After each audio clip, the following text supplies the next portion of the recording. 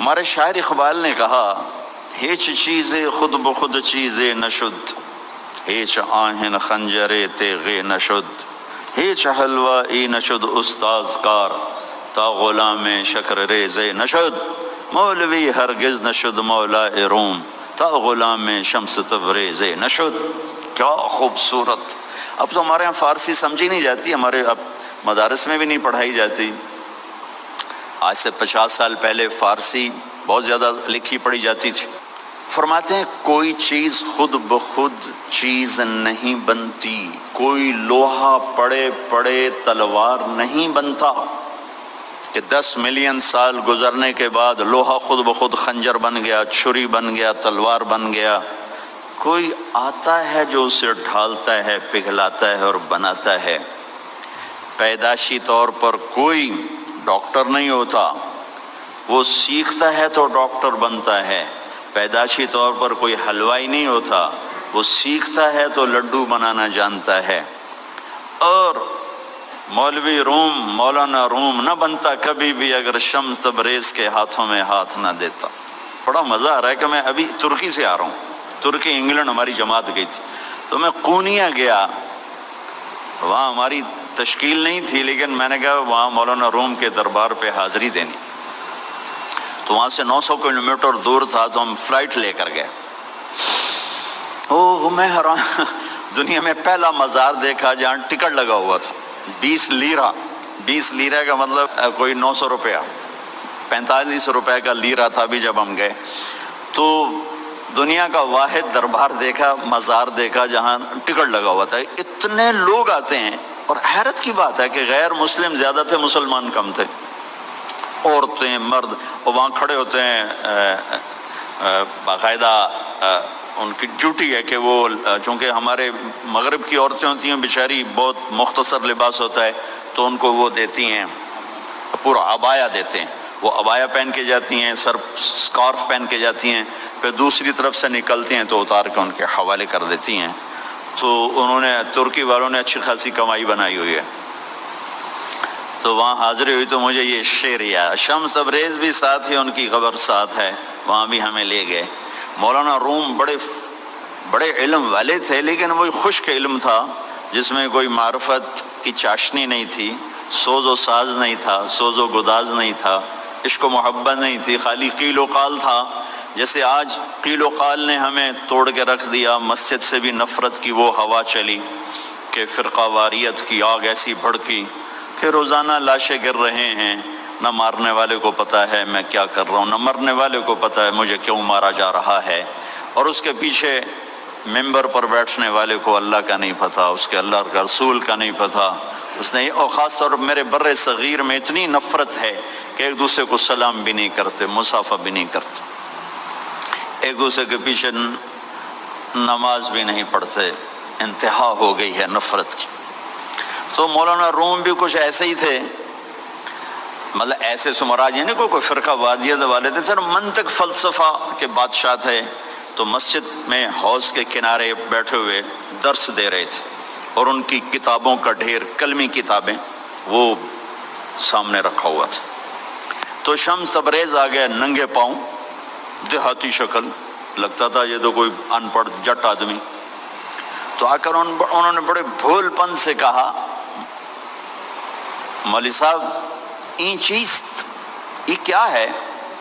تو مولانا روم نے یوں دیکھا تو بڑے تکبر سے کہا، این است کہ تو نمی دانی، بھائی یہ وہ ہے جو تو نہیں جانتا، تو چٹا ان پڑھ، میں تجھے کیا بتاؤں یہ کیا ہے۔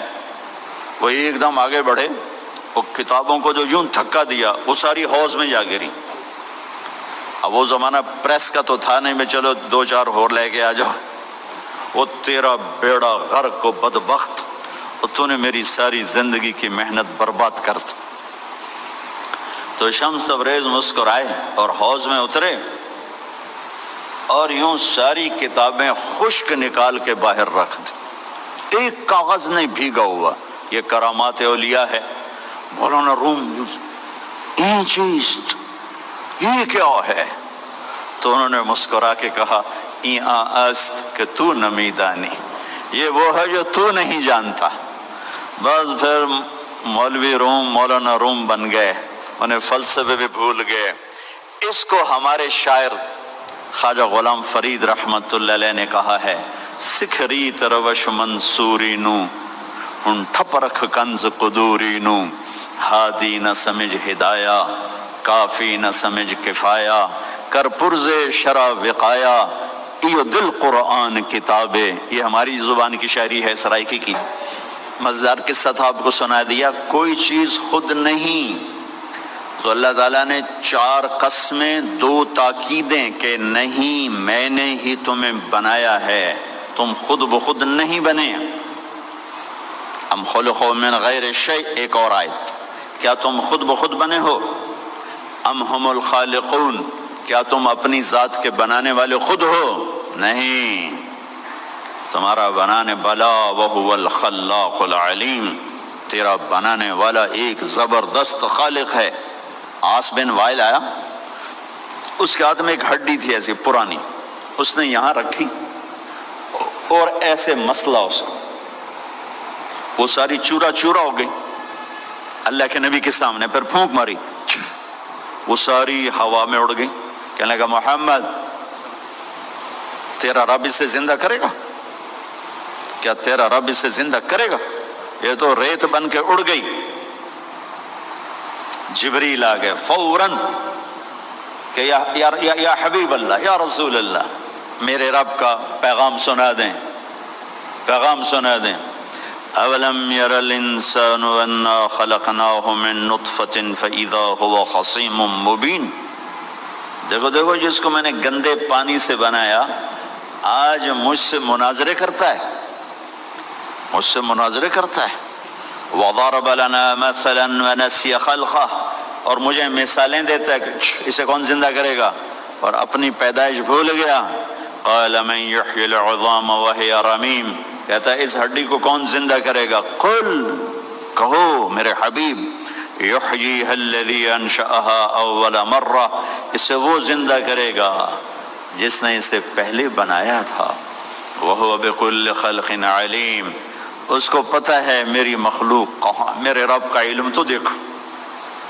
کتنے انسان چورا چورا ہو گئے اور کتنے ہم چورا چورا ہونے والے ہیں۔ کتنوں کو زمین کی جنبش نے، گردش نے، کروٹ نے قبر سے نکالا اور ان کی ہڈیوں کی ریت کو فضا میں بکھیر دیا۔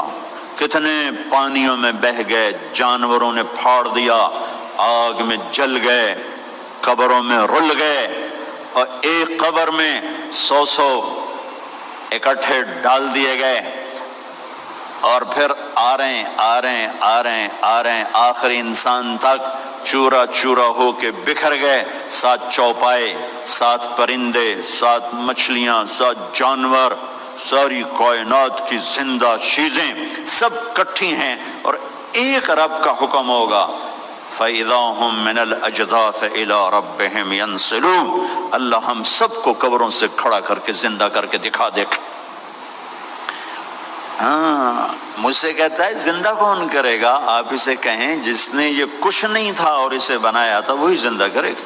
تو اللہ تعالیٰ نے انسانی تخلیق میں 4 چیزوں کا ذکر کیا ہے۔ 2 غذائیں ہیں، 2 روحانی مقامات ہیں۔ غذاؤں کا تعلق جسم سے ہے، یہ میڈیکل سائنس ہے، اور مقامات کا تعلق روح سے ہے، یہ اسپرچول سائنس ہے۔ یہ 2 چیزیں جس مرد عورت میں صحیح ہوں گی وہ خوبصورت انسان ہوگا، فی احسن تقویم۔ اگر یہ نہیں ہوں گی تو وہ اس احسن تقویم کی چوکٹ سے نکل جائے گا۔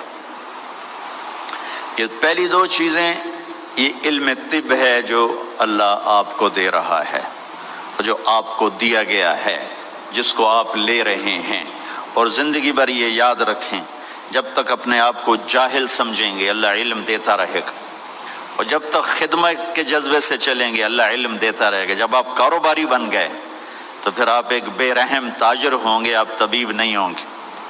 میں ہاتھ جوڑ کے کہتا ہوں، پھر آپ ایک تاجر ہوں گے، بس آپ نے گاؤن سفید پہنا ہوا ہوگا، ڈاکٹر کا روپ ہوگا، اندر میں سوتر منڈی کا شیخ بیٹھا ہوگا۔ علم اسے ملتا ہے جو اوروں کی ہمدردی رکھتا ہے، وہ کاروباری بن جائے۔ میں بہت رویا کرتا ہوں، میرا بھائی بھی ڈاکٹر ہے، یہ میرا ساتھی ہے، ہم گورنمنٹ کالج لاہور میں اکٹھے تھے، یہ پرنسپل بن گیا، میں مولوی بن گیا، مقدر کی بات ہے۔ تو میرا بھائی بھی چھوٹا ہارٹ اسپیشلسٹ ہے، بہت اچھا ڈاکٹر ہے۔